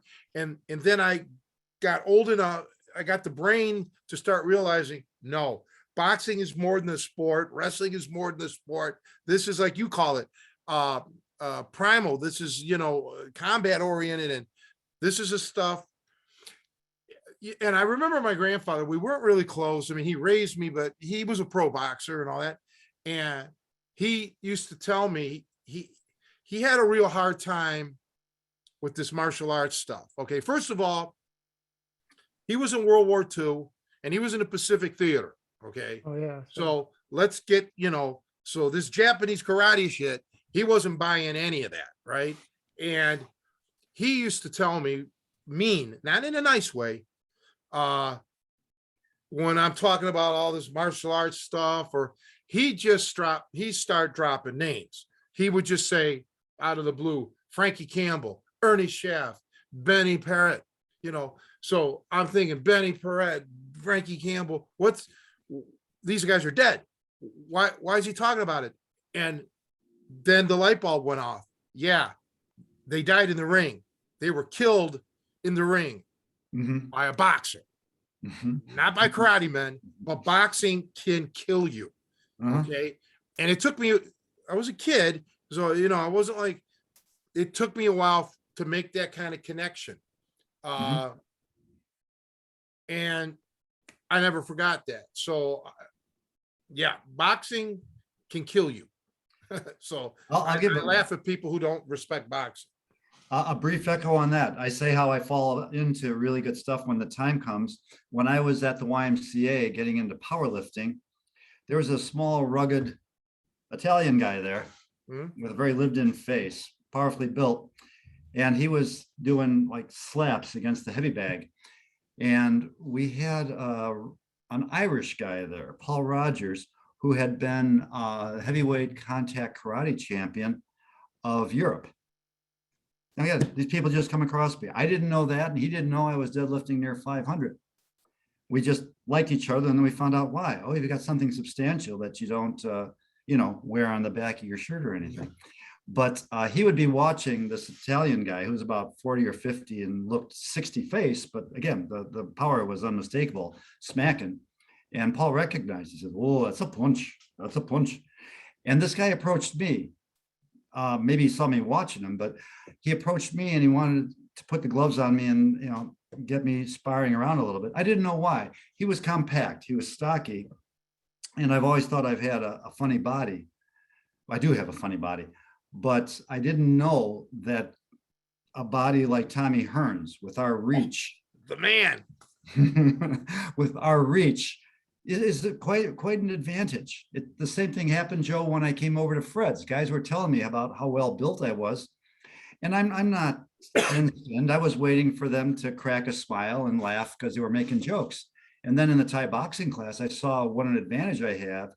6'1", but I have a 34-inch inseam. That's more typical of somebody 6'4". And so when they're kicking me, it's like, they can't reach me. And there's no place they can run to get away from my kick because of my reach. So then I understood what they were saying about my good body for striking. John Jones is the only fighter I've known in the cage that has a wingspan 8 inches greater than his height. Do you think that has something to do with his advantages in the cage? I would think so, of course. Yeah. So that would be fun. And once in a while, I was beat by my own game. Somebody who was longer and lankier than I was. So it's funny what sorts of designs will contribute. But I was mentioning this Italian guy because he got the gloves on me. It was just body shots. And he showed me a few things. And then he kind of got my guard up and just came in and hit me. And I didn't feel it, but my arms went down and I was doing sort of a slow-mo fish dance. And I brought my hands up and went down again. And he said, "You better sit down." And he sat me down. I was in partial shock. And I said, "Am I going to be okay?" And he said, "Yeah, but there's going to be a lot of pain when you come out." Oh. Okay. And there was, but he spent some time with me. He showed me, you miss here, but you come back with the elbow, or you throw like this, kind of a Beal's punch. And if you miss that, the elbow comes around. Cage fighters, I don't like their elbows, Joe. They don't have the soft hand that brings the elbow around with a little spiral thing that tears flesh more. I had very good elbows. I was very proud of my elbows. I not hardened, but I had like lizard skin here for all the elbow and shin training I did for Thai boxing. And I found out that this guy who was training me, and I only did for about 6 months, I never took to boxing, Tony. It's a great thing, but something about all the wrapping and the grease and the helmets, and still guys lose their marbles a lot as they get older. And I've known a few, it just didn't win me. I had no problem putting elbows and knees into people. But I just didn't take to punching. I did it just to be setting things up for the other stuff. So I was kind of a failure at fisticuffs. But anyway, yeah, so this guy trained me. He was an enforcer for the mafia. I just always get this talent, man, And so, they try to get him to tell stories about some of the things where somebody was picking on this old man and he'd get them in a corner in an alley, and then he would just devastate. But yeah, I don't think he hit me full force, but it's like, oh, that's what a boxer can do. That is horrifying. I was just telling somebody the other day, yesterday or day before, about that. You guys, when you get, I've never really hit Joe. I think Martin's seen me tag some guys at the gym, but just with the jab, just throwing a good jab, you don't even have to knock them out. Just can do a lot of damage. Yeah, guys don't understand how hard a boxer can hit, and there's guys that we were just talking about that yesterday. That some of the great guys, I wish that I could have gotten hit by them. Just not necessarily in the head, but just even in the body or in the arms. I would have loved to have felt Foreman or Shavers, Tyson, guys like that. Because it would be like Rod Von's handshake. It'll be something that you remember forever, right? But yeah, the thing, what I loved about boxing and what I try to pass along to guys like Joe and Martin, whoever, Martin especially, he'll tell you, because he's training with me via Zoom weekly, is that head movement. There's so much more to boxing than just punches and all that. It's that head movement, it's the angles, it's the footwork, The changing of the levels. And like you said, you don't like MMA elbows. I don't like their footwork because there's no head movement really. They go in and back. There's no circular. Generally, I'm saying generally, not, there's exceptions, of course. So I just love all that. And even boxing itself is changing. I don't like boxing like it used to be, right? So You still study like the four kings, Hearns and Hagler, that time, I didn't like Sugar Ray Leonard as a person, but still he had his own gifts. Hagler, Hearns, and the Muller, the Mexican guy, Duran. That I've got a book on you mean that. from I try to Panama, study. yeah. Or going back to Willie Pep and his opponents who had a style like Hearns and a body. Willie Pep was one of the most magical guys Yeah. for footwork and movement. And that's a big gap in me because, again, I didn't take to boxing and I'm not going to in my 70s, but I feel like studying it because of the ingenuity in the movement overall, but how fascinating the footwork is and how I see some of the modern cage fighters borrowing from the likes of a Pep, a Hearns. It's quite magnificent for someone who has carried such a bias against boxing to see just how ingenious it gets. And even Thai boxers have changed over time, Joe, if you watch it a little bit, where they box more now. In the past, just as people watching cage fighting, they want to see more stand-up fighting. And I think I'm not alone in wanting to see more grappling like the old days. And we're getting more again now. But the Thai boxers who aren't as dependent on the Thai audience who want to see mayhem, there's more head movement and more boxing. It's fewer calories setting up with those things. And so I think even in Thailand, Thai boxing has been altering some. And credit where it's due with China. I lived in China for a while and I sparred with guys there who were supposedly good Kung Fu guys. They were great gymnasts, but they were so lacking in power. It's like they believed their own mystical hype from what I saw. I could hardly move my head. There was just like no reason when they're hitting me. They didn't have anything. And I had to be careful not to hurt them. And I was already 40 years old. And these guys were in their prime. So I was pretty embarrassed for them. Whereas now it was brief, but a female UFC champion had some of the purest Thai I'd ever seen. And she's still like number 2 or 3 in that weight class. And there's a new Chinese guy who showed up. And so, yeah, the land of Kung Fu, which is really some of the silliest fighting there is, in my experience and with the people I've been around. And again, I've been to the source of the place. They're opening up and they're actually starting to put out, a place with 1 billion people are going to do all they can to get more noticed. And so, yeah, they're showing up with some real good Thai boxers with some very balanced game, plus some good ground stuff. So things keep moving. And more recently, it seems like it's going in a good way. I like to see Conor McGregor suffering and being scoffed at. I always hated that bastard. He's nothing, but the Chinese are awesome pool players too. They have their own Chinese 8-ball, but they also compete against, like what you would know as 8-ball, American 8-ball. They're phenomenal. And again, you got 1 billion people. It's commercialized now, everything, with their sports and, they got a big pool of talent to draw from.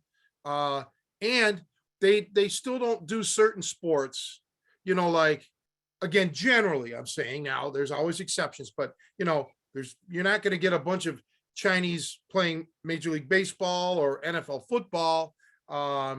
So they're gravitating towards other things.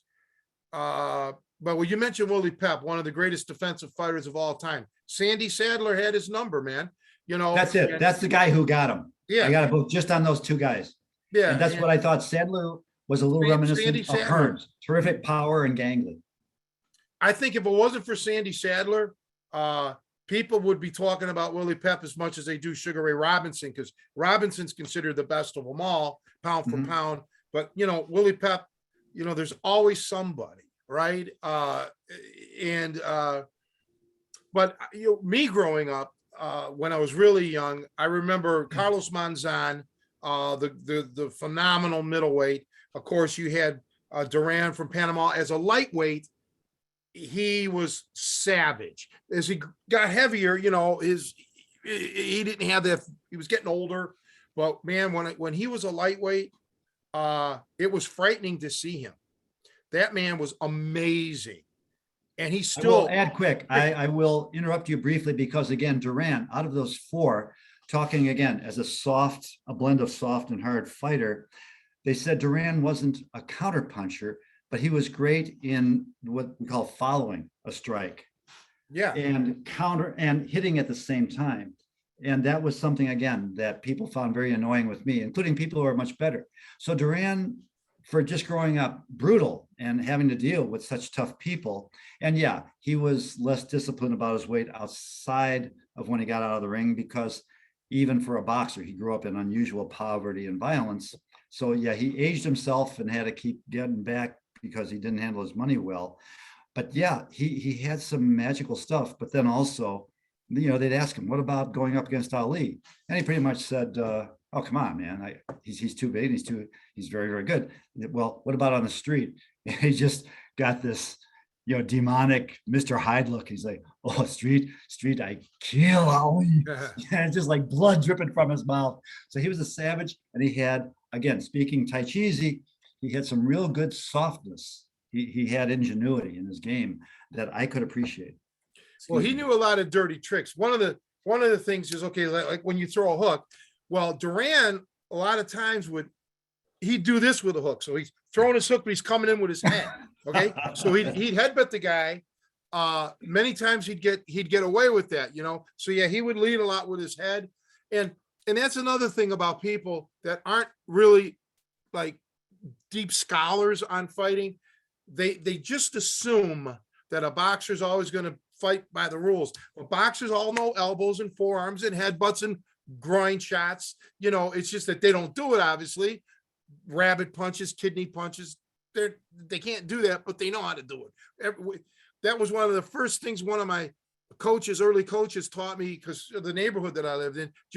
He taught me the proper fundamentals, but then he's like, here's this is what you would really want to do if you could, you know, blah, blah, blah. And it was like awesome shit.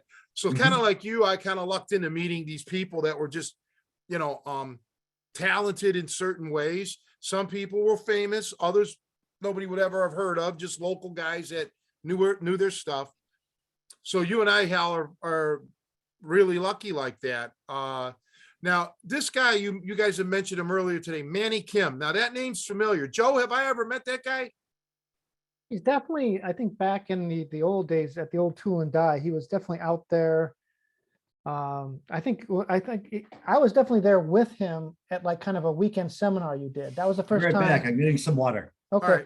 The first time, yeah, that's the first time I met you was with Manny, actually. So he was there. So he was one of the first ones to kind of really ferret this all out. And I don't know if he was on the forums or like how he, you know, because it was not well advertised. Like I was not aware of it at all, but he's like, oh yeah, here. So he was definitely out there. He definitely went to one of the seminars that you did at the Tool and Die. I remember that. Like I said, it's a very distinct memory because I remember that's the first time you ripped on me. And so that's where I was like, oh, it even feels worse than what I learned from the tape. Yeah, because, you know, I've trained some Kims, last name Kims, but, you know, one was from New York, sensational Taekwondo guy, ended up becoming a New York police officer. And yeah, I've trained, you know, so Kim is a very popular name, but this Manny Kim, yeah, that, you know me, I'm not good with names anymore. I don't remember well, but that name, when you said it, like this Mark Streeter, once you said that name kind of rings a bell. I'm wondering if I ever met him. Have I met him? Well, you were at Degerberg for a little while, and he was kind of but not long. like, I mean, I know Fred. Yeah, but you might have run into him. But there's a couple names you've name dropped occasionally, be like, oh yeah, he was there when I was there too. And so I wouldn't be surprised if you Well, Well, the last time I saw Fred was in December of 2012 at Johnny Lira's funeral. We were at the funeral parlor, but so I haven't seen Fred in 10 years. How's he doing? He was still alive a year or two ago. I just looked it up because sometimes I want to get free and go say hi to him. I went back to him when one of my guys became a cage fighter, because Fred still had me, even though I came for the Thai boxing, he still had me stereotyped as some mushy Tai Chi guy. And I mean, the guys I would spar there said, "Hey, Fred, Hal's really good. He can hit." Yeah. Yeah, I would still like to see Fred before he dies. I think he still eats about 10 pounds of cookies a day and, didn't control his weight. And Katie's gone. You may know that. Oh, I Joe. didn't know that. Yeah, No, no. I heard that. Yeah. But yeah, I would like to try to catch him. He's got a few years on me. I'm 71, so he'd be mid 70s now. But he was still alive. I just looked it up a year or two ago. He was an Olympic weightlifter, not in the Yeah. Olympics. Yeah, but he tried a little of everything. He did. Yeah. I know he was a big fan of Gene LaBelle. He wasn't into the Carl Gotch thing because one of Carl Gotch's guys would work out at his gym and just get, manhandled. So he wasn't really into the Gotch stuff. He was into Gene LaBelle, which nothing wrong with that, No, we did Gene LaBelle when I was cross comparing with the Gracies. I always do that to see are the Gracies as good as they say? Well, they're pretty good. They're quite good. They're not the be all end all, but yeah, we were doing stuff from a couple other sources as well. And then we settled in on the jujitsu, and then we matured the Mannheim Road. Well, it isn't even, I was just saying this before we started filming. It isn't even about submissions, really. What I was trying to impart up to you and everybody else is control. When you can control the guy, the opponent, then you can literally have your way with him. And some of the other guys that, they call what they're doing catch. You can call it catch, but don't call it catch wrestling, because most of them leave out the wrestling part. They're not controlling the opponent, and they're fumbling for submissions, or they try these fancy submissions and the world laughs at them. The whole world of the internet laughs because they fail with the submissions, and people say, "Oh, those submissions don't work." Yeah, the submissions work, but you got to control the person. They don't know how. They're missing out the controlling factor here. And, that's just so important. It's like a boxer just throwing haymakers. No, you've got to control that movement, set it up, and timing. Johnny Lira, who was a friend of mine who passed away, he was a champion boxer. He fought Howard Davis. And I asked him once, because Lira fought, he was on the Olympic trials in 76. Well, he was in the same division as Sugar Ray Leonard. So I asked him, I said, really, I always thought that Howard Davis may have had faster hands than Sugar Ray Leonard. Who do you think who had the faster hands? He's like, forget it. It's about the timing. Sugar Ray Leonard, he had like impeccable timing. And that's how it is with some of the more exotic submissions that I do or whatever. It's yes, they will work. And I've tapped guys out, highly skilled guys, but it's about controlling and timing. I can't just go get some of these moves. I got to work to get them. So I think that's the biggest flaw that I see in all these other guys that call themselves catch wrestlers. They're missing out on the wrestling part of it. Bruce Lee brought this up years ago on the forum, one of the forums, when somebody asked him, well, what's the difference between like what Tony does or Carl Gotch or Robinson and these other styles? And Bruce says, we wrestle from hold to hold. We're not hold oriented where we have a hold in mind and now we're trying to get that hold. We actually literally wrestle from hold to hold. And I don't think people quite understood that principle, but that's what it is. Control, control, control. Even when I rip you, I'm controlling you. If I can get your head to go that way, I've controlled you. Okay. So, and it sounds to me like when you were fighting and doing your stuff with all your different styles that you morphed into your own style, that's what it was all about with you, because you may not have had the physical, like knockout punch, but you were able to control a guy and get that person to become vulnerable for whatever technique it is that you want to use. That's the secret.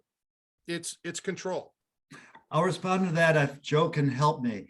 And you, is Billy Robinson that guy who was quite crippled up in his late years and he was coaching some professional fighters? Mhm. I mention it because a couple of the guys, there was a blonde haired guy who was really into submissions, slender, built kind of like me.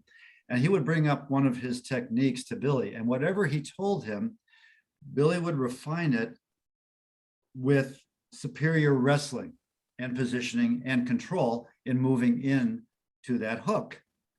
And the guy he was lecturing, again, some blonde haired guy, maybe a ponytail. He was in early UFCs. And Oh, so he you're had talking this- about Eric Paulson, maybe? Yeah, Eric Paulson. I saw a film with him and that guy who loves computer games and the baby-faced assassin or something like that. Big guy. No idea. Okay, Joe, No, heavyweight. He beat Barnett, are you thinking? yeah, Josh Barnett. He was there along with Paulson, listening to Billy Robinson teach them. And Barnett had become, a sincere student about it. I wish he'd gotten to it when he was younger. He imparted it on to, I think, a Japanese girl who blended it with her Brazilian jiu-jitsu. And I saw some of her fights and liked it. But what Paulson would bring up about the things he had learned and looked like pretty good things, matter of factly, not, oh, let's correct this, but Billy Robinson would put in on what he was doing, and invariably, like 10, 15 times in a row, well, Paulson did not have proper high-level wrestler control when applying it. And he showed how to isolate the joint or whatever better so that you could, wreck the person with more Buddhist compassion. Just, it was just a much finer finish there. So I was seeing in Billy's coaching there, Tony, what you're alluding to here is, and again, why I spent the years on wrestling before I tried catch again. And then I did it, but again, my time had run out. The students who would come in several days a week and work with me were moving on to other things. I kind of knew that was going to happen. But I kind of felt like I had at least gotten myself to a point where I could have justified your time. I was a decent technical wrestler after a few years. Yeah, sorry it didn't work out, but the problem. Time marches on. I got what I got what guys don't get to do at their late age. I'm pretty blessed on that. Well, yeah, I mean, it would have been nice to have you around, but it is all about control, and it's about throwing out all the performance moves and the performance aspect of training. And that's the problem when you have somebody I don't care who it is. It could have been me, could have been anybody. When you spend 99% of your career working matches, performing, you're never going to be elite when it really matters. Like, Sure. Like Billy Robinson, for example, would always get out wrestled by the real wrestlers, like Danny Hodge and, Vern Gagne and guys like that, the Briscoes, no matter what the kayfabe was. Yeah, I remember him. Because these guys really, really wrestled. That's all they ever did. And they took up the fake stuff well after their amateur career was over. And that's the one thing my coach always told me, don't ever think about pro wrestling. Don't get into that world. And he never showed me how to see. So like these pro guys will cooperate with each other. All right. Yeah. And they'll move in a certain way, to like spring it for you and signal you to go get it. And they don't really put the submissions. They don't know like the hooks, like what I showed you guys. They don't put those on. They're not taught that, because you can't do that. You can't hurt each other, because you're working with each other. It's a job. Yeah, I know. Yeah. So they never. I grew up in really the get it. 50s. They were just getting going with TV on their performance. Right. So the deal with that is it's nobody's fault. Like if I was raised in that environment, I wouldn't have got to the level that I got. I would have been more kind of loose, and I wouldn't be, twisting with all the, and cranks. So it's nobody's fault. But what happens now is that people are looking at these guys and they're thinking, oh, that's the way it's supposed to be. No, that's the Jackie Chan way of it almost. I mean, not that bad, but and I don't mean it as an insult to Jackie Chan, but he's such a great athlete, but Yeah, he is what he is. Yeah, it's all performance. Mhm. And you can't just take these performance moves and tighten them up. There's a whole strategy behind it. There's a science behind it. And that's why when the Gracies first started, they went to Japan and they mopped the floor with all these Billy Robinson trained guys and Carl Gotch trained guys, those wrestlers, because, you know, and mind you, the Gracies back in the 90s, the guys nowadays are a lot better than they were in the 90s. And I sat there and I'm like, wow, they're missing out. They're, you know, it's, and that's just the truth. People don't want to hear this today, but I'm telling the truth. I mean, you can look it up. It's not revisionist history. They got their asses handed to them. Why? Because they still didn't understand the wrestling, and their submissions weren't hooks. They were pretty much the same types of submissions that the jiu-jitsu guys are doing, except they added leg locks, but they didn't have that control. And none of them know how to rip. Ripping really makes a difference. So I'm like the last of the Mohicans here. And, you know, I say this to people, and Joe's been preaching this because of the situation that I've been with my mother. We don't know what's going to happen to me now. I may end up never teaching again, taking my website down, because I'm going to end up having to get out of this world because it's not financially solvent for me. And once that happens, no matter what anybody wants to say, real, true catch wrestling is not going to exist anymore. The modified performance wrestling will be there. But, you know, it bothers me because I just don't want to see it die out. And I can't continue. I got to worry about me. You've devoted yourself to it, and it's cost you dearly. Yeah, well, 45 years this year. This year will be 45 years since I started doing this. I started at 13. I'll be 58 in June. And I just saw a video. I won't even mention names. If Joe wants to bring it up, some guy was here the other day. We watched it. Justin, that was on our podcast a few days ago. I was mortified what I saw, and we were right here in this den watching it. And I'm like, stop, I'm going to stop it. Here's what he should have done. Look how simple. He could have tapped the jiu-jitsu guy out right quick, doing this, or he should have done this, or look what he's just, you know, no weight. The guy's not carrying his weight. And I get hyper because I love this more than anybody loves it. Okay. Everybody's new to this catch wrestling stuff. I said, I've been doing it almost 50 years, 45 years this year. It saved my life. It was my life. I was the guy in the 90s who was putting it out there on the internet, getting bashed by all the jiu-jitsu guys, you know, every day on the forums. And I'm the one who kept saying, yep. This is the real deal. And to Eric Paulson's credit, he mentioned that in a book. When these assholes started their smear campaigns against me, Eric's like, Tony's the real deal.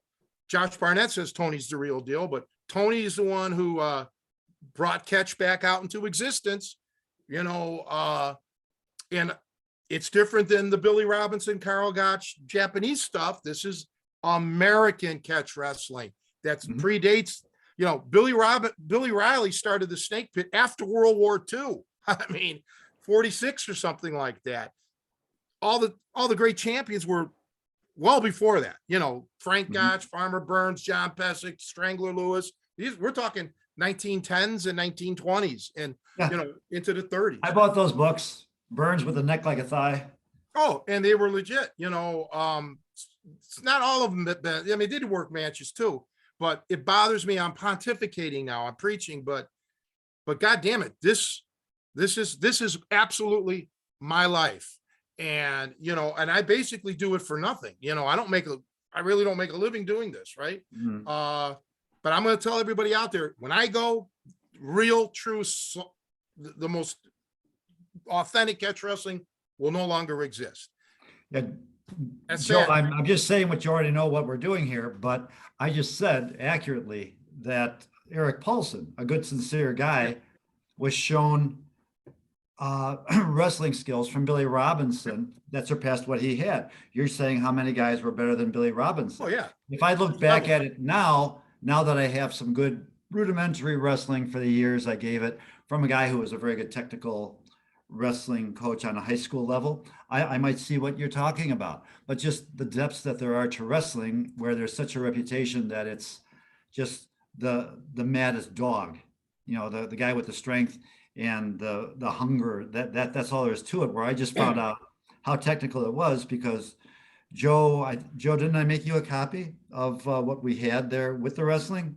I mean, yours, Mhm. Tony, I bought to give you your money and told you that, and you said, Thank well, you. no, I'm You're not the- getting the money. you're the from one. that. What? You're the one. You're the one that paid for it. Okay.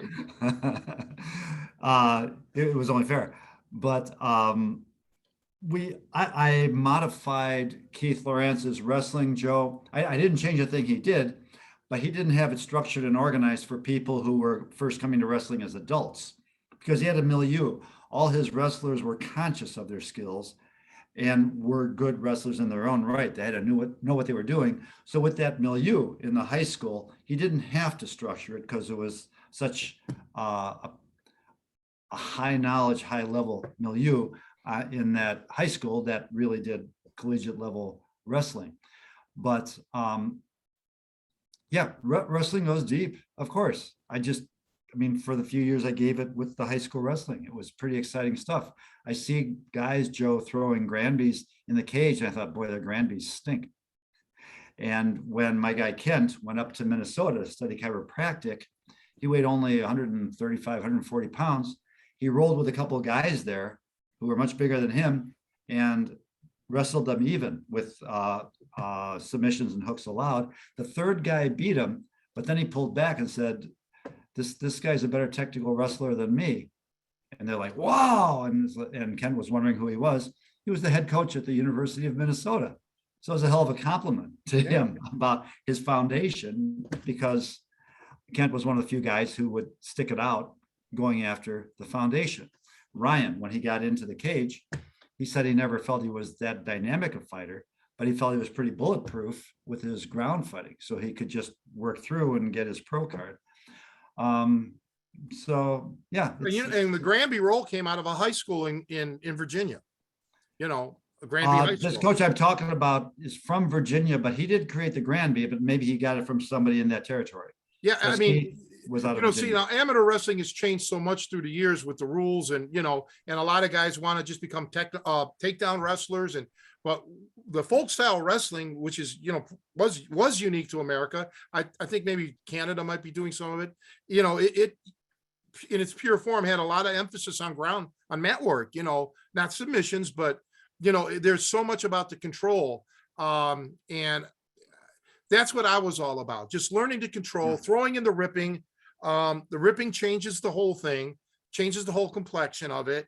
And, you know, I just wish I was telling Justin the other day, I wish a guy like Rod Von, my coach, I wish if there was like 10,000 students, you know, back then, imagine there would be no Gracie Jiu-Jitsu today. You know, it would have been all catch wrestling because there would have been so many of them. But when there was like just less than 4 or 5 guys on planet Earth that really knew this kind of stuff, it's going to die out, you know. And what are you going to do, you know?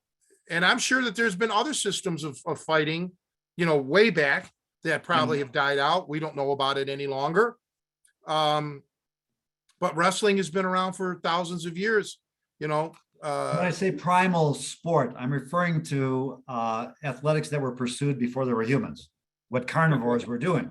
You know, you run and you chase and you're mobile because you got to kill your food and you got to avoid being killed by something that can beat you. So of course, wrestling, running, climbing, those to me are primal sport. And so things come and go or fade and come back, but keep coming back in form, or even though it does get trounced down. When they were considering removing wrestling from the Olympics, Yeah. I mean, could anything be more pathetic and heartbreaking? Well, yeah, modern times with the awakening and political correctness and stuff, they're trying to kill almost anything that works. They hate science, they hate progress. I won't go there now, but yeah, I understand what you're saying, and it's hard times for quality stuff. Well, and like, again, I take this personal because, I started this at 13 years of age. That's young. Uh, and it was all about learning to save my life. And it wasn't about points, and it wasn't about pins. It was live or die. And it wasn't about getting that trophy. There was no future for it for me because there was no sport. It didn't exist. And that's why I take it seriously. This isn't like fun for me. It's not fun and games. It's life or death. And, I think sometimes people don't take the training serious enough, or they don't respect the lethalness of it. And, everybody brings something to the table. And, I happen to think that both Josh Barnett and Eric Paulson, I've spoken to them several times. They're both gentlemen, and they bring things that, they come from a different backgrounds and different approaches. And so some people will like that, but I'm kind of bringing it back to the way it used to truly be before any performance wrestling existed. Right. Yeah. So, everything else was just, like, I talked to Roy Wood, who was part of the snake pit thing, with Billy Riley, and Lou Thez and I were on the phone with him. And Roy told me, he says, well, the truth was the snake pit gym was a performance gym. We were all pro wrestlers, and we would do the submissions about once a week. Okay. So it wasn't like they're there to do nothing but become killer submission wrestler guys. No, they were there to learn the performance, to entertain the people. Just like, modern day UWFI or Pancrase, with the works and stuff. It's all about entertaining first and foremost. Put people's asses in the seats, right? And make it look good. And my training was none of that. It wasn't about, let's practice these chaining moves together. No, it was like, here, you're going to learn how to kill this guy. And I mentioned that on my latest video with BJJ Fanatics, that I was taught one thing and one thing only. You need to know how to kill someone, not just break their arms, but kill them, end their life for real. Not like hyperbole, but kill. Because in Cleveland, Joe knows the neighborhood, just like it could have been Chicago or anywhere else. It was truly, you may die. And you have to kill this man quick before he gets to a weapon or he gets other guys jump Cleveland in. has its rep. Cleveland has its reputation. Yeah, it was a bad. So that's why when I watched this video the other night here, I was mortified. I mean, I'm like, this isn't how it's supposed to be done. Okay, this isn't it. All right, this is just get in, get out, be brutal, be tight, and learn that body. Learn how to control every aspect of your body first, so you can control his body second, and then you should be able to have your way with someone. Think about psychologically, people who are in a controlling relationship where somebody's mentally controlling you. It's very difficult for people to break out of those relationships, right? Well, because they just kind of cower and they follow along. That's how you have to do it when you're a fighter. You have to be so good at control that, in essence, the opponent can't get away from you, no matter how much they want to. Their minds tell them, I got to get out of this situation. You ain't letting them. The only difference is the label that's going to come for people like that will be the Will Smiths. Well, yeah. Okay. Start being controlled and emasculated. Well, he's being controlled. Pretty pathetic. But my point is, you want to control your opponent, not just psychologically, but physically. And that only comes by changing your approach and quit this pussy shit about, oh, you can't do that. You can't rip me. That's against the rules. And that. I don't want to talk to you anymore about it then, because when I was fighting in China, I kind of caught that. They said, well, you were willing to pad your elbows for us, but can you stop using the elbows while we're sparring? Well, okay. And can you stop clinching? And they named a couple other things. I said, you just took away my 80% of my firepower, and I'm twice your age to begin with. There's no point now. There's no point. No, and you can train doing all this without injuring persons. You can cause pain, There's a difference between pain and injury, but it boils down to you're not doing the whole thing here. You're going to be missing out. And you can't just add these things later because it changes, your whole structure and your whole approach and your whole strategy. And it just, I just, you know what? I don't get it. I'll never be able to figure it out how people just, don't want to learn the absolute highest level possible of grappling oriented human destruction. I don't understand why people aren't gravitating towards it. And it's nothing new. I've been teaching it for, over 25 years on the internet, that they've known about me. So I can't figure it out. That's kind of where, no, I mean, it's Just like what you do. Let's talk about you. You do stuff that nobody else does. You've trained in so many different things, and who knows about you? That's what's sad. Very few people do. well, yeah, again, I had a long-term plan, and yeah, to build things up well, you take the long view. I am looking to start a business that will teach me marketing so that when I do put my program, my synthesis out there, I feel like I have the marketing savvy online to make a go of it so that many people can get it. But I just recognize that's going to take 2 or 3 years probably to get it, to do that. But sequencing is necessary. You can't build up high if you haven't set the foundation and the first layers right. Joe, you're laying back too much, man. Start thinking and start throwing out the wisdom of a child. Because I mean, you're the youngster here. In this group, I was He's going to the say, sex symbol of the group. I'm just here to look. We're in good. Yeah, trouble, sorry. you and me. No, back in the day, they had the Hams girl on the beer commercial, the beautiful Hams girl. We have Joe, You're welcome. that's what we're stuck with. Talk about marketing. Okay, come on, Joe, give us something. Well, I just, I know we React were or worried something. about you two finding something to talk about, but here we are 2 hours in. Oh, has it been 2 hours? Oh, then we Yeah. gotta wrap it up. Yeah. We're going to setting a podcast record, and actually, there's my thing is there's things we haven't even touched on here. So I Oh, we think can always have him back. absolutely. I would like to do a follow-up episode because there's all kinds of other little interesting stories and things that not necessarily even fight related that I think that you two guys have at least some shared interest in. Like I know I've talked to both of you guys individually about like metaphysical things and looking into that and stuff like that. So a lot of interesting stories there. Some of the breathing exercises, I know like Cal's done Qigong and you've done some stuff with Rod Vaughn. Just a lot Well, of let me comparing pause. notes. This is a little advanced notice.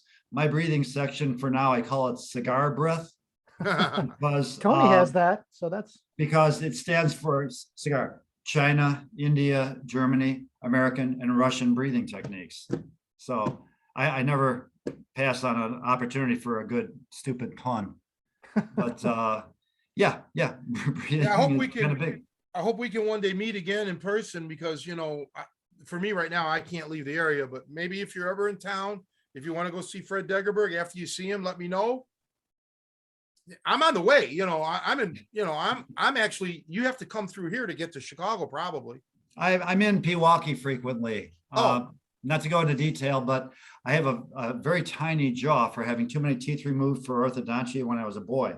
Now, because you have stem cells in your mouth, which are like eternal children for cells, they can turn into anything you want. And although I'm going to stay thin, but I'm regrowing the jaw some, which I think is helping my breathing. And I go to Pewaukee to be working on that. But I get down that way periodically. I have, again, friends in Elk Grove Village that I visit a few times a year, whether I make it over there or not. And Joe, he still lives down there, I guess. So we may I work keep trying to something out. move, but Not he keeps quickly. finding me. Yeah.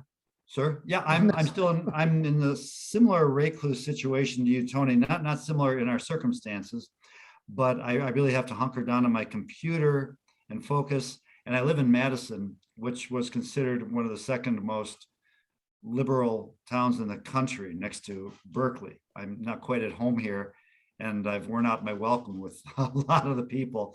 But yeah, I'm working kind of solitary, and I do have to break out once in a while. I was afraid I would be rattling on too much because I am doing things too much at home alone, but thankfully. Are you still in the same apartment that I was at? Yeah, I'm still there. It's handy. It's got my 2 bedrooms, my library, and I have a good basement for my gym. So, I mean, houses don't provide that. So yeah, I'm still here, and I will be here for a couple more years until I start adjusting, at which point I think I'll be living in the western suburbs of Milwaukee. It's smaller than Chicago, but more breathing room than here in Madison. But yeah, I mean, I'm talking semi-long-term, 2 and 3 and 4 years, but you know, we're young. I can look forward to it. Well, it was a pleasure to have you on the show, man. And I hope we can have you again, anytime your schedule and Joe's, we can get it set up. And Joe, thank you again. I hopefully will see you within the next couple of weeks here so we can film another month of membership videos. And yes, people, please sign up for that $10 a month membership. Keep it going, because otherwise, no signups, there's no reason to do it. So what do you have to say, Joe? No, I just thanks for making the time, Hal, and it was a great conversation. I'm really happy that we did this, and that's it. And yeah, hang on, after we stop recording, we'll talk a few minutes afterwards. So Okay. but yeah, that's it. That's all. I really appreciated Bruce's cameo, and I could That was really enjoy awesome. getting a lot more of him, but I had plenty this time. And if we came close to a record or set one for blabbermouthing over time, I'm very proud of that. All right, guys, we'll see you next week, everybody.